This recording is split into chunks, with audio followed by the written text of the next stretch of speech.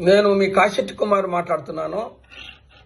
ఇది బాంబే నుండి మాట్లాడుతున్నాను. నిన్న బాంబే వచ్చాను. ఇది ఒక ఆర్టికల్స్ ఒక అతను నాకు పంపించాడు ఇప్పుడే.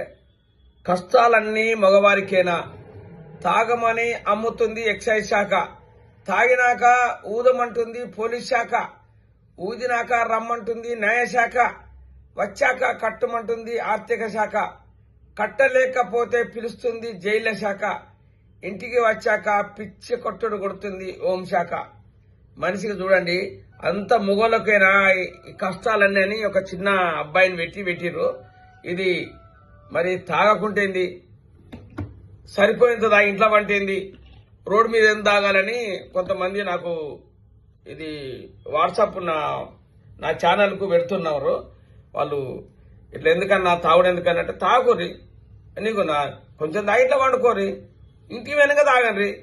ఇప్పుడు నీకు రోడ్డు మీద తాగి వానికి బిల్లులు కట్టుడు జైలుకు పోడు అవసరమా? అది నేను అంటున్నాను. నేను అంటుడు కాదు, చాలా మంది అంటుర్రు.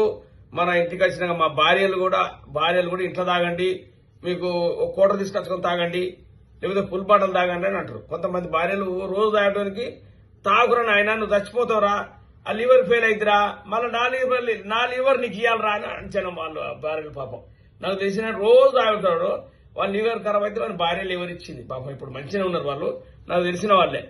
ఇట్లా ఇవన్నీ ఇచ్చుకుంటూ పోడు, వీళ్ళ హెల్త్ ఖరాబ్ అవడు, వాళ్ళ హెల్త్ ఖరాబ్ అవడు. ఎందుకు? కొంచెం ఏదో నీకు తాగుబోతే అయితే ఓ పండుగలకో పబ్బాలకో వెనకడ దసరా దీపావళి తాగేది. మా చిన్నప్పుడు దసరా దీపావళికో సారా ఉండేది. చిన్నగా దీనిలో ఒక అండ పెట్టుకొని తాగేది వీళ్ళు, సార్లో పోసుకొని. అప్పుడు అది సంవత్సరానికి 2 సార్లు 3 సార్లు మటన్ చికెన్ తినేది. ఇప్పుడు రోజు తినుడే రోజు ఫుల్ పడుతుంది. రోగాలు వస్తున్నాయి. రోగాలు వచ్చి రోజు కూడా చస్తా ఉన్నాడు. నాకు తెలిసిన వాళ్ళే చాలా మంది వచ్చిర్రు, ఈ తాగి చచ్చిర్రు తినకుండా.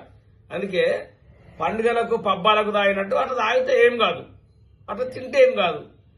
రోజు నిన్న ఒకటి పేపర్లో చూశాను, అది 10 లక్షల గొర్రెలను కోస్తున్నట సంవత్సరానికి. 10 లక్షలు ఎంతో కోటో నిన్న చెప్తుండే, నిన్న పేపర్లు ఇచ్చి నేను పరిచయం అవుతున్నా. మేకలు 7 లక్షలు, గొర్రెలు ఇట్లా తిని ఎన్ని పానాలు తీస్తారు చూడండి వీళ్ళు. వాళ్ళు తిని తాగి వాళ్ళు మిగతా తిని ఆ గొంతు దాటినాక ఆ పెండలో పోతుంది. ఆ పెండలో పోయే దానికోసం ఈ తాగినాక మూత్రం పోతుంది. దీనికోసం గిన్ని ఆలోచనలు మనిషికి, మానవుని చూడండి. అందుకే కొంచెం ఏదైనా తాగితే కొంచెం నిదానంగా వెనకడ తాగినట్టు తిన్నట్టు ఉండాలి. రోజు పండుగనే. అప్పుడు మీరు చిన్నప్పుడు ఏదో ఎల్లమ్మకో మల్లమ్మకో చేసేది, ఆ జొన్న చెన్నళ్ళకో ఏదో చేసేది అప్పుడు చిన్నప్పుడు. ఇప్పుడు అట్లా కాదు, ఆదివారం తాగుడే, బుధవారం తాగుడే, మళ్ళా వానికి బర్త్డే వచ్చే తాగుడే, వాని మనోరాలు పుట్టితే తాగుడే, వాని దినాలకు తాగుడే, వాని వారాలకు తాగుడే, వాని 11 తాగుడే. ఇదేందా తాగుడు?